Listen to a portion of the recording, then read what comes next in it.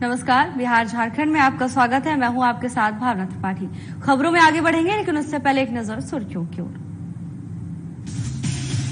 पटना में नेता प्रतिपक्ष तेजस्वी यादव ने दिया बयान। महागठबंधन की सरकार बनने का किया दावा। पीएम के ध्यान पर कहा कि वो कन्याकुमारी में मार्केटिंग करने जा रहे हैं। पीएम मोदी के ध्यान लगाने को लेकर बवाल। कांग्रेस प्रदेश प्रवक्ता आनंद माधव का तंज। कहा, कन्याकुमारी से भारत जोड़ो यात्रा हुई थी शुरू, यहां उनका समापन होगा। लोकसभा चुनाव के अंतिम चरण का प्रचार खत्म। वीआईपी प्रमुख मुकेश सहनी ने दिया बयान। कहा, भीषण गर्मी में भी जनता दे रही है उनका साथ। छत्तीसगढ़ के सीएम विष्णुदेव साय पाकुड़ पहुंचे। बीजेपी प्रत्याशी तारा मरांडी के पक्ष में किया चुनाव प्रचार। जेएमएम और कांग्रेस पर जमकर साधा निशाना। हिंदुस्तान अवाम मोर्चा प्रमुख जीतन राम मांझी ने किया दावा। कहा, एनडीए बिहार में जीत रही है 40 सीटें। इंडिया गठबंधन पर झूठ बोलने का लगाया आरोप। देश में 6 चरणों के चुनाव हो चुके हैं। अंतिम चरण का चुनाव प्रचार भी आज थम गया। अभी तक के लिए चुनाव में हुए आरजेडी अपने आप को कहां पाती है, इस सवाल के जवाब में तेजस्वी ने कहा कि इस बार महागठबंधन की सरकार बनने जा रही है। हम लोग 300 पार कर रहे हैं और एनडीए चुनाव हार रही है। वहीं कन्याकुमारी में प्रधानमंत्री के ध्यान पर तेजस्वी ने कहा कि प्रधानमंत्री जी वहां मार्केटिंग करने जा रहे हैं। नए प्रचार का चुनाव है और आज अगर टोटल मिला लेंगे सभाओं का तो 251 सभाएं आज शाम तक मेरा हो जाएगा। और इस बार इंडिया की सरकार बनने जा रही है। हम लोग 300 पार कर रहे हैं और मोदी जी को उनकी 3 महबूबा जो है वो चुनाव हरवा ली, जिससे सबसे ज्यादा प्यार उन 3 महबूबाओं से करते हैं मोदी जी। पहली महबूबा है बेरोजगारी, दूसरी महबूबा गरीबी और तीसरी महबूबा महंगाई। ये तीनों महबूबा मोदी जी की चुनाव हरवा रही है। और जब से हमने कहा कि 4 जून के बाद जो है हमारे चाचा कोई बड़ा निर्णय ले सकते हैं अपने पार्टी को बचाने के लिए, तब से वो प्रचार में नहीं निकले। और प्रशासन का काम जो है गवर्नर देख रहे हैं, अधिकारियों को बुला के समीक्षा ले रहे हैं। प्रधानमंत्री के कन्याकुमारी में ध्यान लगाने को लेकर बिहार कांग्रेस प्रवक्ता आनंद माधव ने प्रतिक्रिया दी है। कांग्रेस प्रवक्ता ने कहा कि इस युग के महामानव हमारे प्रधानमंत्री कन्याकुमारी में प्राणवती यज्ञ करने गए हैं। राहुल गांधी ने कन्याकुमारी से भारत जोड़ो यात्रा की शुरुआत की थी, यहां उनका समापन होगा।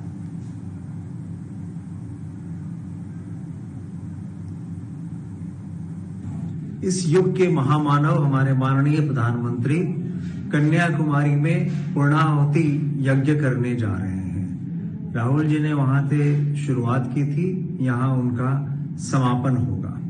सच्चाई ये है कि इनके पास ढोंग के अतिरिक्त और कुछ नहीं है और यह भी एक ढोंगी है, क्योंकि माननीय प्रधानमंत्री महोदय ये मान चुके हैं और स्वीकार चुके हैं कि 2024 4 जून उनकी विदाई का बेला है और इस विदाई के बेला में अब और क्या करना, बस ध्यान लगाना और ईश्वर की ओर आगे बढ़ना। आज अंतिम चरण का चुनाव प्रचार समाप्त हो गया। वहीं 6 चरण में हुए चुनाव के संबंध में पूछे जाने पर वीआईपी प्रमुख मुकेश सहनी ने कहा कि पूरा चुनाव बहुत ही अच्छा रहा। इतनी गर्मी में लोग साथ दे रहे हैं। उन्होंने कहा कि पूरी मजबूती से देश की जनता ने उनका साथ दिया है। वहीं प्रधानमंत्री के कन्याकुमारी दौरे पर उन्होंने कहा कि अब उनके लिए अब आराम करने का समय हो गया है। वो कन्याकुमारी से निकलकर गुजरात जाकर आराम करेंगे।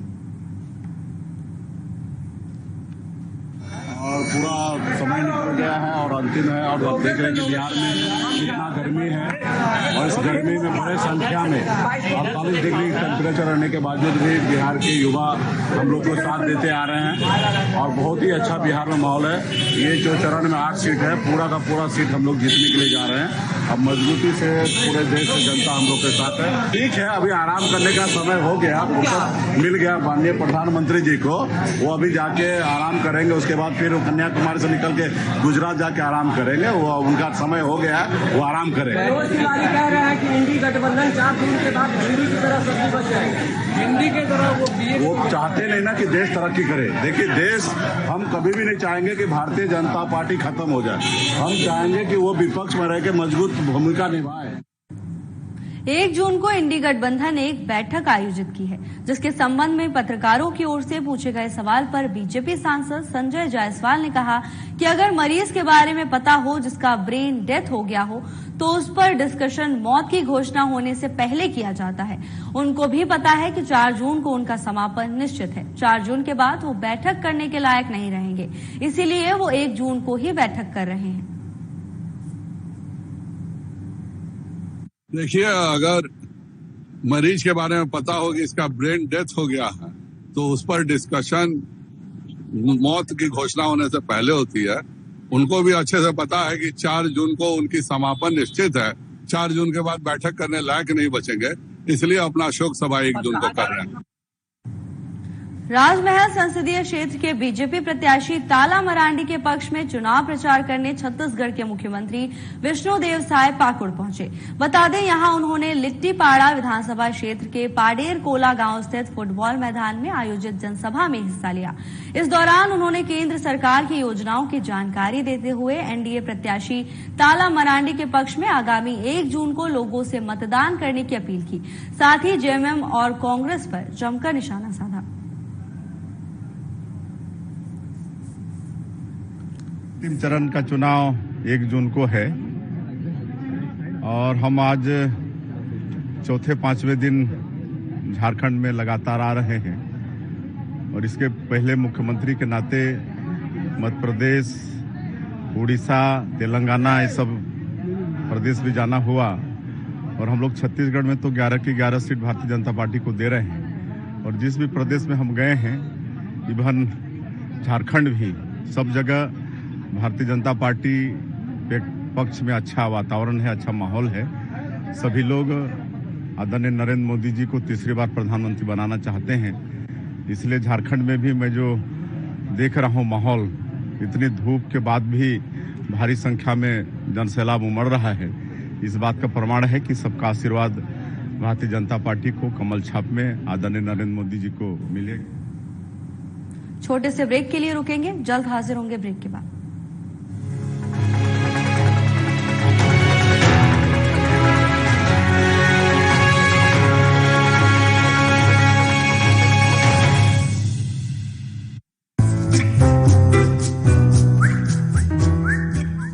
सब तैयार है? तैयार हम। लेकिन रमेश और सुनीता कहाँ गए? सुनीता तो खाना बना रही है और रमेश पौधों में पानी दे रहा है। क्यों? क्या उन्हें नहीं मालूम कि आज सबको एक साथ यहाँ इकट्ठा होने के लिए कहा गया था? पर दादाजी, मुझे मालूम है कि रमेश और सुनीता यहाँ काम करते हैं, लेकिन उनके बिना ये परिवार अधूरा है।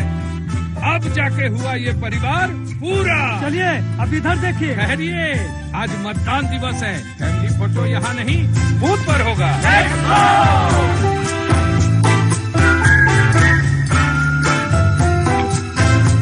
सर, मैंने भी वोट दिया है। तो फिर आप भी आके शामिल हो जाइए हमारे फैमिली में, क्योंकि इस बार हम लोगों ने किया है सब परिवार फैमिली वोटिंग। और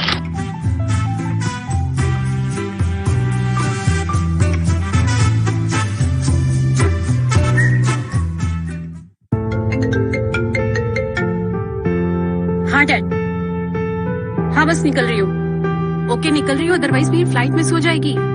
ओके बाय बाय। भैया थोड़ा जल्दी करिए ना, मेरा बस खुलने वाला है।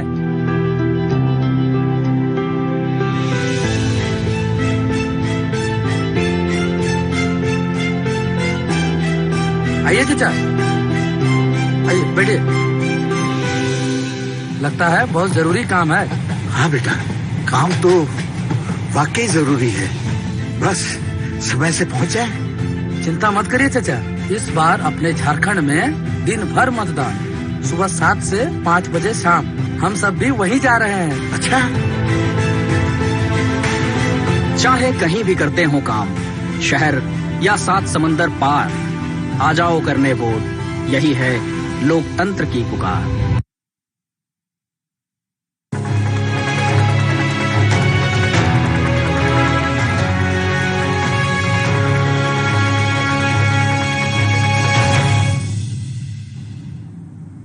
ब्रेक के बाद आपका स्वागत है। खबरों में आगे बढ़ेंगे।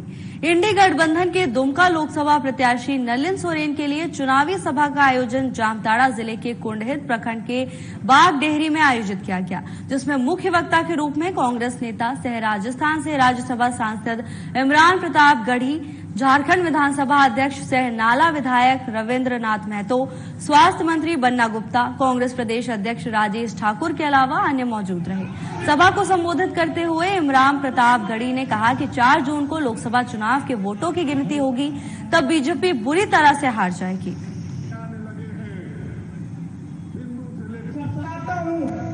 आने वाली 4 जून को जब ईवीएम खुलेगी तो ये तय है कि नरेंद्र मोदी इस देश के प्रधानमंत्री नहीं रह जाएंगे, नहीं रह जाएंगे, नहीं रह जाएंगे,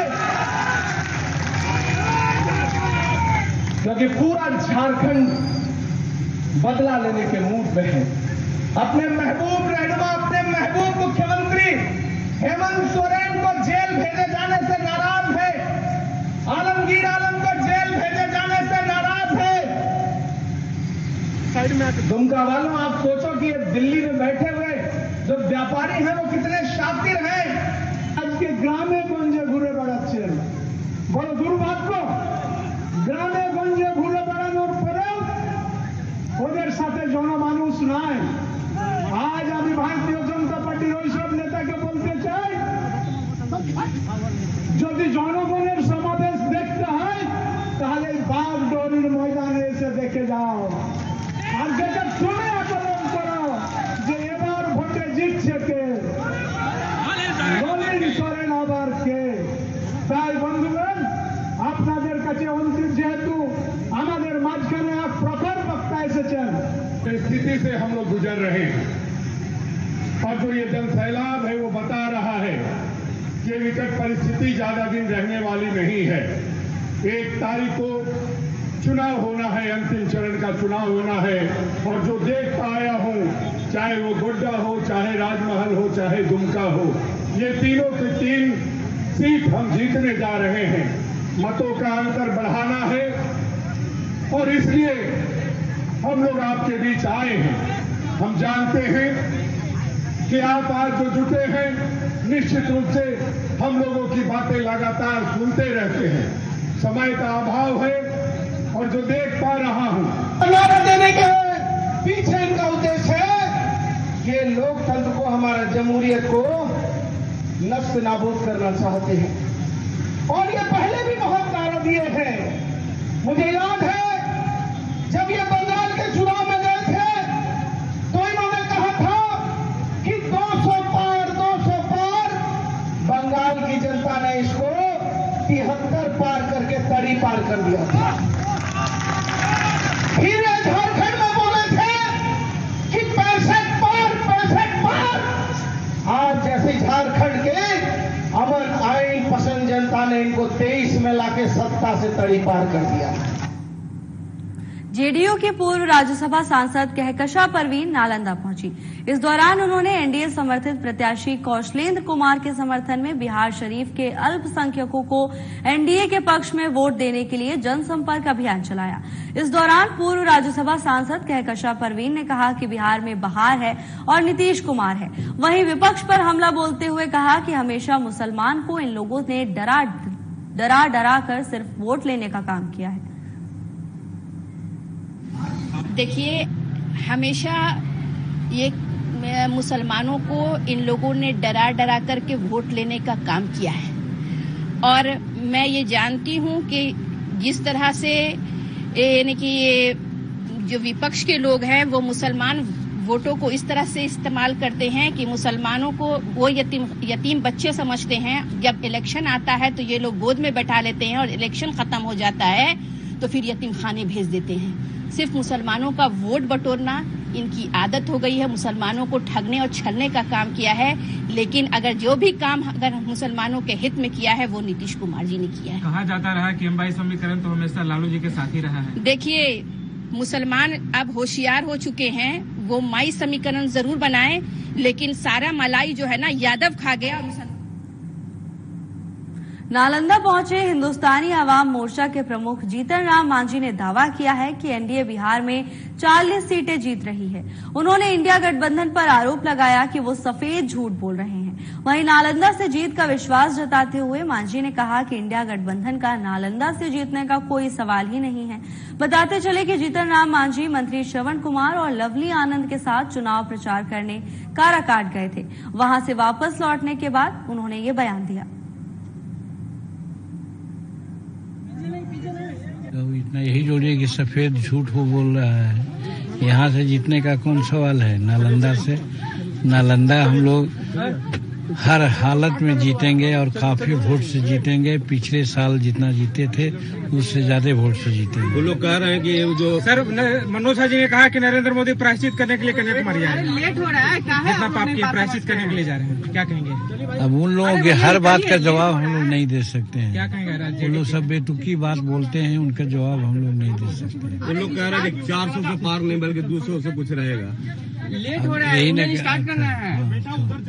यही तो कर रहे हैं कि उन लोग कुछ भी बोल सकते हैं, बेतुकी बात है। हम लोग हर हालत में 400 पार हो रहे हैं। अरे भाई, किसी को बोलने में रुकावट है, कोई भी कुछ बोल सकता है, लेकिन जो काम किया है हम लोगों ने, कोई घर बचा है जिसमें पैसा सरकार का नहीं जा रहा है, सरकार का सुविधा नहीं जा रहा है।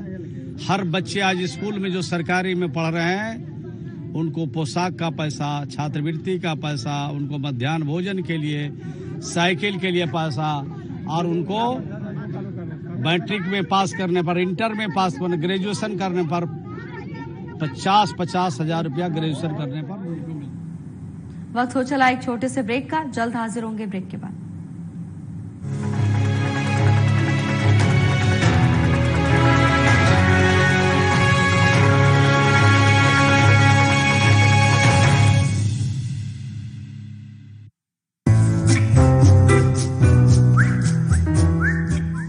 सब तैयार है? तैयार हम।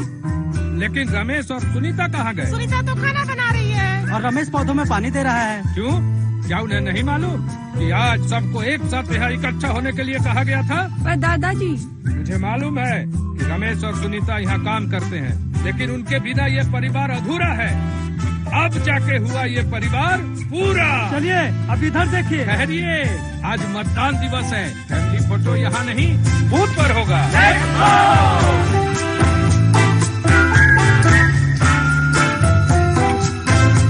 सर, मैंने भी वोट दिया है। तो फिर आप भी आके शामिल हो जाइए हमारे फैमिली में, क्योंकि इस बार हम लोगों ने किया है सब परिवार फैमिली वोटिंग।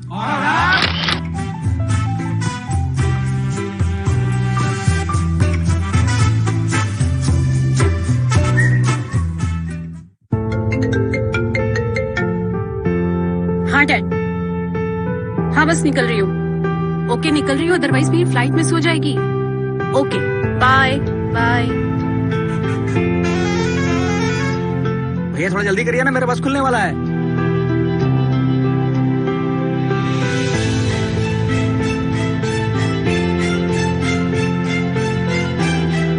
आइए चाचा, आइए बैठिए। लगता है बहुत जरूरी काम है। हाँ बेटा, काम तो वाकई जरूरी है, बस समय से पहुंच जाए। चिंता मत करिए चाचा, इस बार अपने झारखंड में दिन भर मतदान, सुबह 7 से 5 बजे शाम। हम सब भी वहीं जा रहे हैं। अच्छा, चाहे कहीं भी करते हो काम, शहर या 7 समंदर पार, आ जाओ करने वोट, यही है लोकतंत्र की पुकार।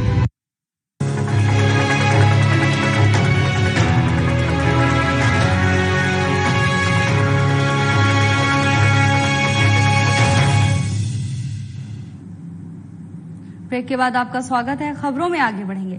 टेंडर कमीशन घोटाले मामले में राज्य के मंत्री आलमगीर आलम की गुरुवार को 14 दिनों की रिमांड अवधि समाप्त हो गई। 14 दिनों की रिमांड अवधि खत्म होने के बाद मंत्री आलमगीर आलम को कोर्ट में पेश किया गया, जिसके बाद उन्हें जेल भेज दिया गया।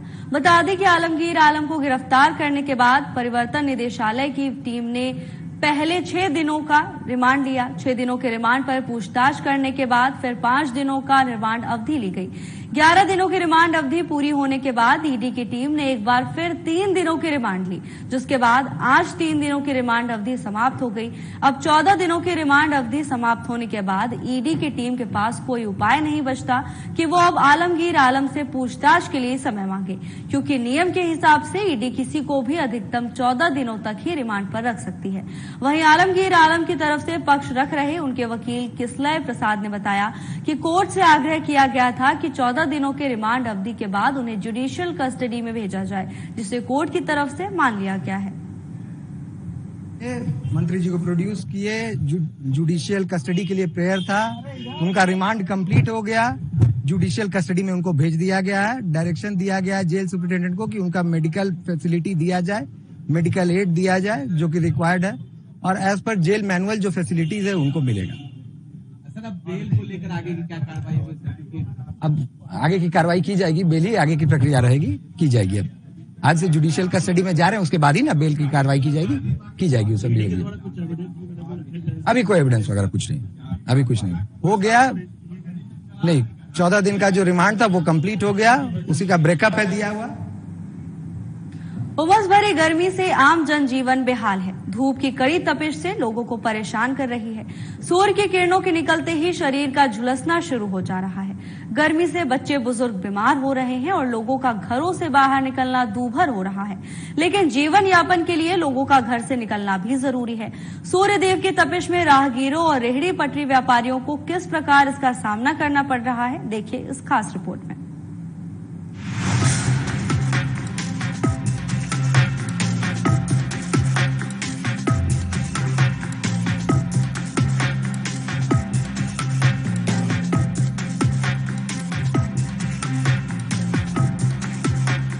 राजधानी रांची में भीषण गर्मी का प्रकोप देखा जा रहा है, जिसका असर राजधानी रांची की सड़कों पर भी दिखाई दे रहा है।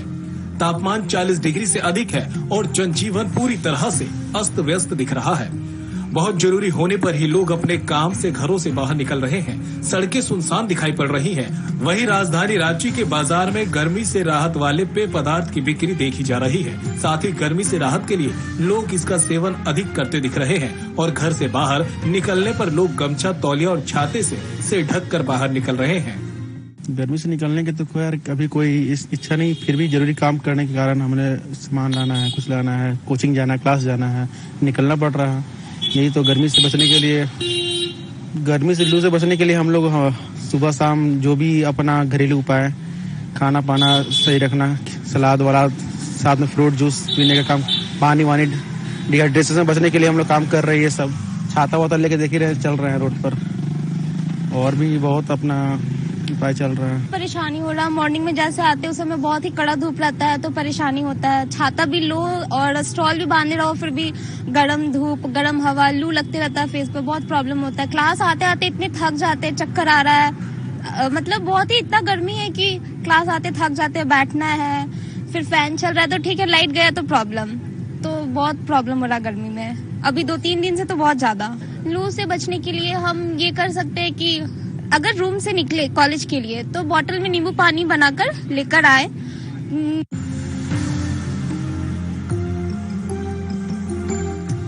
इस भीषण गर्मी से बचाव के बारे में डॉक्टर ने बताया कि गर्मी से बचने के लिए घर से बाहर निकलते समय सूती कपड़े पहने और अपने शरीर को अच्छी तरह से सूती कपड़े से ढकें। साथ ही डॉक्टर ने बताया कि अधिक से अधिक पानी पीकर ही घर से बाहर निकले।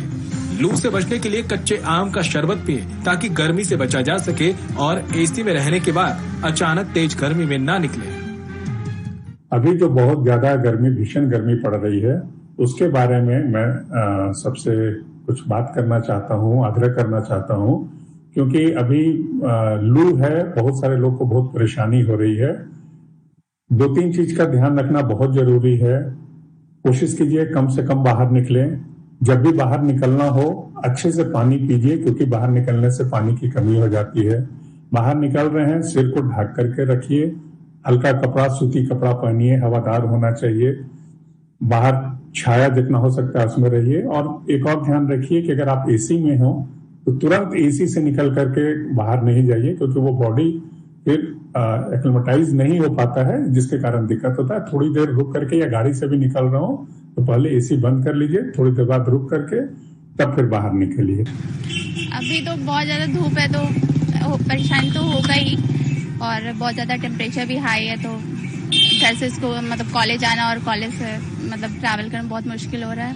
हाँ, पानी पी रहे हो? हाँ, शरबत पीना, पानी पीना, नींबू पानी पीना, ये सब आइसक्रीम अभी खा।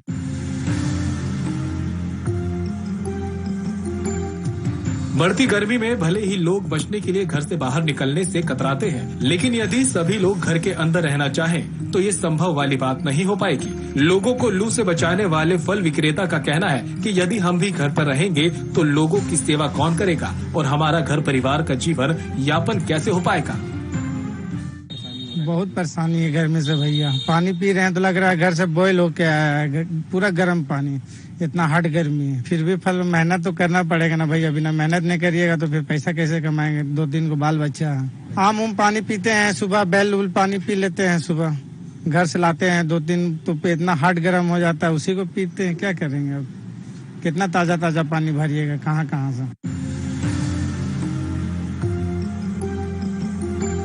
नौतपा में सूर्यदेव की तपिश बढ़ती जा रही है। लोगों का घरों से बाहर निकलना मुश्किल हो गया। ऐसे में लोगों को अपना बचाव खुद करना है। अधिक से अधिक पानी पिए और स्वस्थ रहें। सहयोगी सूर्यान के साथ साधा प्लस न्यूज के लिए रांची से आशीष प्रसाद की रिपोर्ट।